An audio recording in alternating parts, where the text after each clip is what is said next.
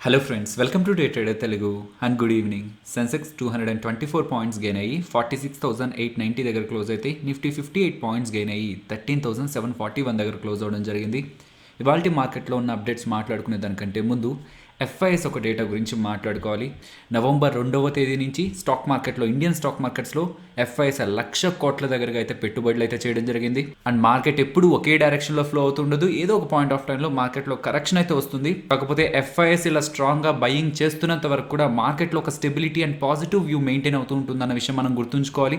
And ఈ data మీకు నేను టెలిగ్రామ్లో ఎవ్రీడే అప్లోడ్ చేస్తుంటాను కదా. So at any point FIIs దగ్గర నుంచి మీకు కొంత స్ట్రాంగ్ సెల్లింగ్ కనిపిస్తుంటే, మార్కెట్ రిలేటెడ్గా ప్రెసెంట్ కంటిన్యూ అవుతున్న బులిష్ ట్రెండ్ చేంజ్ అవడానికి పాసిబిలిటీ ఉంటుంది. కాబట్టి ఎవ్రీడే టెలిగ్రామ్లో అప్లోడ్ చేసే ఈ డేటాని కొంత జాగ్రత్తగా గమనించడానికి ప్రయత్నించండి friends. Next burger king IPO గురించి మాట్లాడుకోవాలి. రీసెంట్ టైమ్స్లో ఆల్మోస్ట్ 60 రూపీస్తో ఐపీఓగా మార్కెట్లోకి రావడానికి ప్రయత్నించి ఆల్మోస్ట్ 220 రూపీస్ వరకు కూడా ర్యాలీ అయితే అవ్వడం జరిగింది. ఈవెన్ ఈ రోజు కూడా అప్పర్ సర్క్యూట్కి వెళ్ళి దెన్ అగైన్ ఆ అప్పర్ సర్క్యూట్ నుంచి లోయర్ సర్క్యూట్కి టచ్ అవ్వడం జరిగింది అనమాట.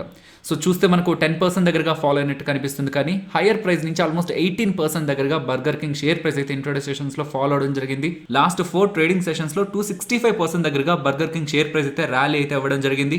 ఈ రోజు బర్గర్ కింగ్ ఐపీఓ 10% అప్పర్ సర్క్యూట్కి వెళ్ళేసరికి బెక్టర్స్ ఫుడ్ ఒక ఐపీఓ ఒక గ్రే మార్కెట్ ప్రీమియం కూడా కొంత రేజ్ అయింది. దెన్ అగైన్ అక్కడ లోయర్ సర్క్యూట్ టచ్ అయ్యేసరికి కొంత గ్రే మార్కెట్లో అయితే బెక్టర్స్ ఫుడ్ ఐపీఓలో కూడా కొంత కరెక్షన్ అయితే కనిపించింది.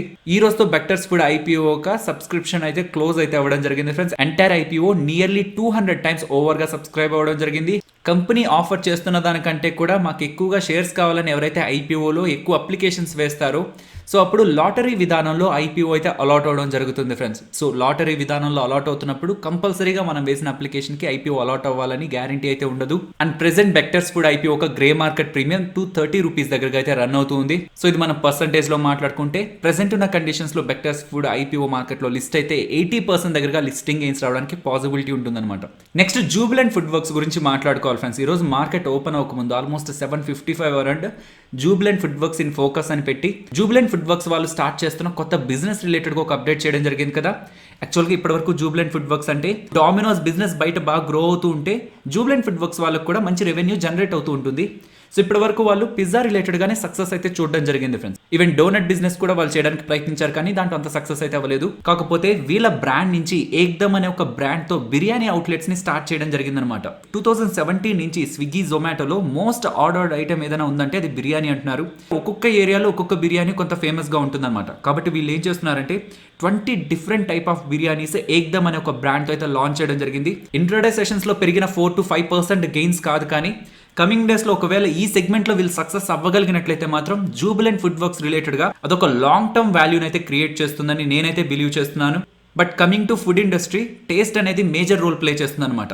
యాజ్ ఎ బ్రాండెడ్ ఫ్రాంచైజ్ వాళ్ళు ఎలాగో క్వాలిటీ మెయింటైన్ చేయడానికి ప్రయత్నిస్తారు, బట్ వాళ్ళ బ్రాండ్ అండర్లో కమింగ్ డేస్లో సేల్ చేయబోయే ఆ బిర్యానీ కన్స్యూమర్ ఒక టేస్ట్ ని మీట్ అవుతుందా లేదా అన్న విషయం మీదే ఫర్దర్ గ్రోత్ ఈ సెగ్మెంట్ రిలేటెడ్ గా ఉండడానికి పాసిబిలిటీ ఉంది. జూబిలెంట్ ఫుడ్ వర్క్స్ ని వాచ్ లిస్ట్ లో యాడ్ చేసుకొని వాళ్ళు రిజల్ట్స్ పోస్ట్ చేసినప్పుడు ఈ ఏక్దమ్ బిర్యానీ సెగ్మెంట్ రిలేటెడ్ గా వాళ్ళు చూపిస్తున్న గ్రోత్ ని కూడా కొంత ఫోకస్డ్ గా గమనించడానికి ప్రయత్నించండి. నెక్స్ట్ పేపర్ స్టాక్స్ రిలేటెడ్ గా, పేపర్ ఇండస్ట్రీ రిలేటెడ్ గా వచ్చిన అప్డేట్ గురించి మాట్లాడుకోవాలి. బట్ అప్డేట్ మాట్లాడేదానికంటే ముందు రీసెంట్ టైమ్స్ లో మోస్ట్ ఆఫ్ ద స్టాక్స్ అన్ని కూడా మనకి 52 weeks highs or recent times లో మార్చ్ లో వచ్చిన ఫాల్ ని కూడా ఓవర్కమ్ చేస్తూ ఆల్ టైమ్ హైకి రీచ్ అవుతున్నాయి కదా కొన్ని స్టాక్స్ అయితే. బట్ పేపర్ స్టాక్స్ అయితే, పేపర్ ఇండస్ట్రీకి రిలేటెడ్ గా ఉన్న స్టాక్స్ అయితే ఎక్కువగా ర్యాలీ అయితే అవ్వలేదు ఫ్రెండ్స్. అండ్ ఈ రోజు వచ్చిన అప్డేట్ అయితే ప్రింటింగ్ పేపర్ ప్రైజెస్, అలాగే క్రాఫ్ట్ ప్యాకేజింగ్ పేపర్, అలాగే బోర్డ్ ప్రైజెస్ 15 to 30% దగ్గరగా హైక్ అయ్యాయని ఎలాగైతే మనకు అప్డేట్ రావడం జరిగింది.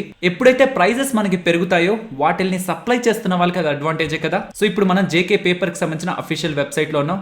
ఇంట్లో మనం ఒక ప్రింట్ తీసుకోవాలన్నా, లేదంటే ఏదైనా జెరాక్స్ షాప్ కి వెళ్ళి మనం చూసినా సరే మోస్ట్లీ ఇక్కడ మీకు కనిపిస్తున్న వాటిని చూసుండొచ్చు. అలాగే సోప్స్ ని ప్యాక్ చేయడానికి, క్రీమ్స్ ని ప్యాక్ చేయడానికి, ఐస్ క్రీమ్ ని ప్యాక్ చేయడానికి అండ్ డిఫరెంట్ సెగ్మెంట్స్ లో ఉన్న ప్రొడక్ట్స్ ని ప్యాక్ చేయడానికి కూడా పేపర్ ని యూస్ చేస్తుంటారు అనమాట. నెక్స్ట్ ఎస్ బ్యాంక్ గురించి మాట్లాడుకోవాలి. చాలా డేస్ బ్యాక్ ఆల్మోస్ట్ 40% దగ్గరగా ర్యాలీ అయిన ఎస్ బ్యాంక్ లో కంటిన్యూస్ గా లోయర్ సర్క్యూట్స్ అయితే టచ్ అయ్యి 17 రూపీస్ 60 పైస్ దగ్గరగా ఎస్ బ్యాంక్ షేర్ ప్రైస్ అయితే స్టెబిలైజ్ అయితే అవ్వడం జరిగింది. అండ్ ఈ రోజు ఎస్ బ్యాంక్ రిలేటెడ్ గా మెక్వైర్ వాళ్ళు, మెక్వైర్ అనేది ఆస్ట్రేలియన్ మల్టీనేషనల్ ఇన్వెస్ట్మెంట్ బ్యాంక్ అనమాట. అండ్ ఈ మెక్వైర్ వాళ్ళు రీసెంట్ గా ఎస్ బ్యాంక్ ఒక మేనేజ్మెంట్ ని మీట్ అయ్యారని, and Yes Bank real estate అలాగే హాస్పిటాలిటీ రంగాలకు ఇచ్చిన ఎక్కువ అప్పుల కారణంగా, అంటే వాళ్ళకి ఎక్కువగా అప్పులు ఇచ్చారు. సో కమింగ్ డేస్లో ఈ రియల్ ఎస్టేట్ అలాగే హాస్పిటాలిటీ సెక్టార్స్ పెద్దగా పర్ఫామ్ చేయకపోయినట్లయితే అది ఎస్ బ్యాంక్ని ఎక్కువగా ఇంపాక్ట్ చేస్తుందని, బికాస్ ఎస్ బ్యాంక్ ప్రీవియస్గా ఈ సెక్టార్స్కి ఎక్కువగా పెద్ద మొత్తంలో లోన్స్ ఇచ్చేసరికి కమింగ్ డేస్లో ఆ లోన్స్ వీళ్ళకి తిరిగి రీపే అవ్వకపోతే ఎస్ బ్యాంక్ ఒక అసెట్ క్వాలిటీ వీక్ అవుతుందనేలాగైతే మెక్వర్ వాళ్ళైతే కామెంటరీ ఇస్తున్నారు. బిఎన్కే వాళ్ళు ఎస్ఆర్ఎఫ్ అలాగే దీపక్ నైట్రేట్ రిలేటెడ్గా పాజిటివ్ కామెంట్స్ చేశారని ఒక ఇమేజ్ని అయితే మీకు అప్లోడ్ చేయడం జరిగింది కదా. సో ఈ ఇమేజ్లో చాలా డేటా అయితే ఉంది ఫ్రెండ్స్, బట్ ఈ డేటాని మనం సింపుల్గా మాట్లాడుకునే ప్రయత్నం చేద్దాం. చెప్పండి ఫ్రెండ్స్, ఎప్పుడైతే సప్లై అలానే ఉండి డిమాండ్ పెరిగింది అనుకోండి, సో మోస్ట్ పాసిబుల్లీ ప్రైస్ కూడా మనకి హైక్ అవుతుంది కదా. సో అదే ఇక్కడ జరిగింది అంటున్నారు. టెక్స్టైల్ అలాగే పేపర్ ఇండస్ట్రీలో ఎక్కువగా పనులు జరుగుతూ ఉండడంతో కాస్టిక్ సోడా ఒక డిమాండ్ ఎక్కువగా పెరిగింది. So that month on month కంపారిజన్లో కాస్టిక్ సోడా ఒక ప్రైస్ 21.7% పెరిగింది అంటున్నారు. అలాగే ఫినాల్ అసిటోన్ ఒక ప్రైజెస్ కూడా 35.6 అండ్ 14.9% మంత్ ఆన్ మంత్ బేసిస్లో పెరిగాయి అంటున్నారు అనమాట. వీళ్ళు ఏ కెమికల్ ప్రైజెస్ అయితే పెరిగాయి అంటున్నారో అది ఎస్ఆర్ఎఫ్ అలాగే దీపక్ నైట్రేట్ వాళ్ళు తయారు చేస్తుంటారనమాట. ఇలా వచ్చిన పాజిటివ్ కామెంట్స్ తో దీపక్ నైట్రేట్ ఒక షేర్ ప్రైస్ అలాగే ఎస్ఆర్ఎఫ్ నైట్రేట్ కి సంబంధించిన షేర్ ప్రైజెస్ కూడా ఓపెనింగ్ నుంచి 3 to 4% దగ్గరగా అయితే ర్యాలీ అవడం జరిగింది. నెక్స్ట్ యాంటోనీ ఐపీఓ గురించి మాట్లాడుకోవాలి ఫ్రెండ్స్. సో పేరులోనే మనకి వేస్ట్ అనే వర్డ్ ఉంది కదా. వీళ్ళు మున్సిపాలిటీకి సంబంధించిన సాలిడ్ వేస్ట్ ని కలెక్ట్ చేస్తారు, ట్రాన్స్పోర్ట్ చేస్తారు, అలాగే ప్రాసెస్ చేస్తారనమాట. వీళ్ళు యాక్చువల్గా మార్చ్లోని ఈ ఐపీఓని మార్కెట్లోకి తీసుకురావడానికి ప్రయత్నించారు. బట్ మార్చ్ ఆ పాయింట్ ఆఫ్ టైంలో మార్కెట్ కండిషన్స్ మనకు తెలుసు కదా. అలాంటి మార్కెట్ కండిషన్స్లో 200 crore ఐపీఓగా వీళ్ళు మార్కెట్లోకి రావడానికి ప్రయత్నించారు. బట్ పెద్దగా డిమాండ్ అయితే ఈ ఐపీఓకి రాలేదు. ఐపీఓ ప్రైస్ని కూడా తగ్గించే ప్రయత్నం చేశారు. ఎక్కువగా సబ్స్క్రిప్షన్ రాలేదన్నమాట. అండ్ ఈవెన్ క్లోజింగ్ డేట్ని కూడా వాళ్ళు ఎక్స్టెండ్ చేసే ప్రయత్నం చేశారు ఫ్రెండ్స్. బట్ ఎన్ని చేస్తున్నా సరే ఈ ఐపీఓకి డిమాండ్ రాకపోవడంతో వాళ్ళ ఐపీఓని విత్డ్రాల్ చేయడం జరిగిందనమాట మార్కెట్ నుంచి. And again present market conditions కొంత బులిష్ గా ఉంటుండేసరికి ఈ టైంలో మోస్ట్ ఆఫ్ ద ఐపీఓస్ లో ఎక్కువ సబ్స్క్రిప్షన్ కనిపిస్తుండేసరికి వీళ్ళైతే ప్రెసెంట్ మార్కెట్ లో ఐపీఓగా అయితే రాబోతున్నారు. సో వీళ్ళు సెట్ చేసిన ప్రైస్ రేంజ్ 313 to 315 అనమాట. అండ్ ఈ ఐపీఓ 21st December ఓపెన్ అవుతుంది అంటున్నారు అండ్ 23rd December క్లోజ్ అవుతుంది అంటున్నారు. అండ్ ఈ 300 crore ఐపీఓలో 35% దగ్గరగా రీటైలర్స్ కి అయితే రిజర్వేషన్ అయితే ఉంది ఫ్రెండ్స్. అండ్ వీళ్ళ బిజినెస్ గురించి ఇందాకే మాట్లాడుకున్నాం. వీళ్ళు సాలిడ్ వేస్ట్ ని, మున్సిపాలిటీస్ కి సంబంధించిన సాలిడ్ వేస్ట్ ని కలెక్ట్ చేస్తారు, ట్రాన్స్పోర్ట్ చేస్తారు, ప్రాసెస్ చేస్తారు. ఈ ఐపీఓలో ఒక అప్లికేషన్ మీరు వేయాలంటే 14,800 రూపీస్ దగ్గరగా మన దగ్గర డబ్బులు ఉండాల్సి ఉంటుంది. నెక్స్ట్ మెజెస్కో గురించి మాట్లాడుకోవాలి. సో మెజెస్కో షేర్ ప్రైస్ 974 రూపీస్ కంటే బిలో ఫాల్ అయింది కదా. సో వాళ్ళు ఇస్తాన్న డివిడెండ్ అంతా 974 రూపీస్ కదా. సో ఎక్స్ డివిడెండ్ రోజు అంటే 23rd December previous closing share price నుంచి 974 రూపీస్ మైనస్ అయ్యి ఫర్దర్గా ఉన్న షేర్ ప్రైస్తో ట్రేడ్ అవుతుంది మెజెస్కో అనేలాగా ప్రీవియస్గా మనం మాట్లాడుకున్నాం. అండ్ ఇన్ఫ్యాక్ట్ డివిడెండ్ ప్రకటిస్తున్న ఏ కంపెనీకైనా జరిగేది ఇదే.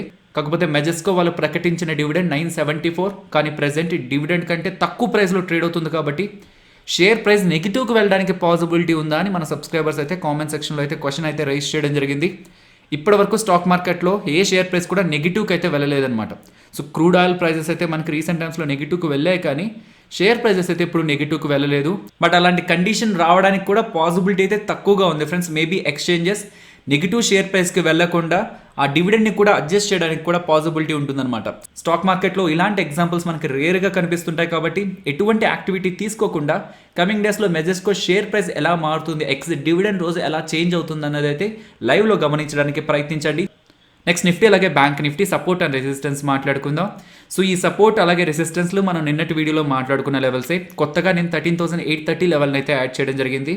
సో స్టిల్ 13,760 ఎందుకు పెడుతున్నానంటే నిన్నటి వీడియోలో మనం అనుకున్న రెసిస్టెన్స్ 13,760, బట్ ఈరోజు నిఫ్టీ 13,760 బ్రేక్ చేసి 13,770 అరౌండ్ వరకు వెళ్ళి మళ్ళీ 13,760 బిలో అయితే క్లోజ్ అవ్వడం జరిగింది. ఆల్మోస్ట్ 13,740 అరౌండ్ అయితే క్లోజింగ్ అయితే కనిపించింది. If in case coming trading సెషన్లో 13,760 అబోవ్ ఓపెన్ అయ్యి సస్టైన్ అయినట్లయితే నెక్స్ట్ ఇంపార్టెంట్ రెసిస్టెన్స్గా 13,813 అయితే గమనిస్తున్నాను అండ్ సపోర్ట్గా 13,670ని.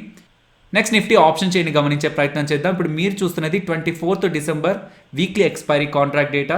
సో ప్రెసెంట్ ఉన్న లెవెల్స్ నుంచి టాప్ సైడ్కి మూవ్ అయితే 13,800 దగ్గర మీరు గమనిస్తే 6,70,000 అండ్ ఓవరాల్గా 12 lakh ఓపెన్ ఇంట్రెస్ట్ ఫామ్ అవ్వడం జరిగింది.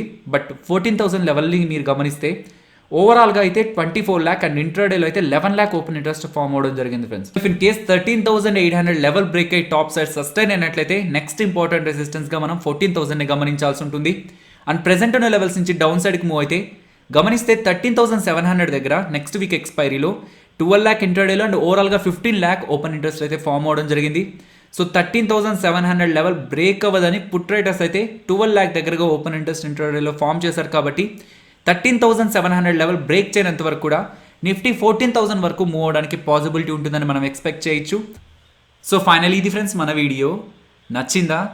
సో నచ్చితే వీడియోని లైక్ చేయండి ఫ్రెండ్స్. అండ్ ఈ వీడియో మన వాళ్ళకి యూజ్ అవుతుంది అనుకుంటే తప్పకుండా షేర్ చేయండి. అండ్ మన ఛానల్ని సబ్స్క్రైబ్ చేయనట్లయితే ఛానల్లో ఉన్న కంటెంట్ ఒకసారి గమనించండి ఫ్రెండ్స్. ఇఫ్ ఇన్ కేస్ ఆ కంటెంట్ మీకు ఇంట్రెస్టింగ్గా అనిపిస్తేనే ఛానల్ని సబ్స్క్రైబ్ చేసి పక్కనే ఉన్న బెల్ ఐకాన్ క్లిక్ చేయండి. మరొక ఇంట్రెస్టింగ్ వీడియోతో మళ్ళీ మీ ముందుకు వస్తాను. అంతవరకు టేక్ కేర్. జై హింద్.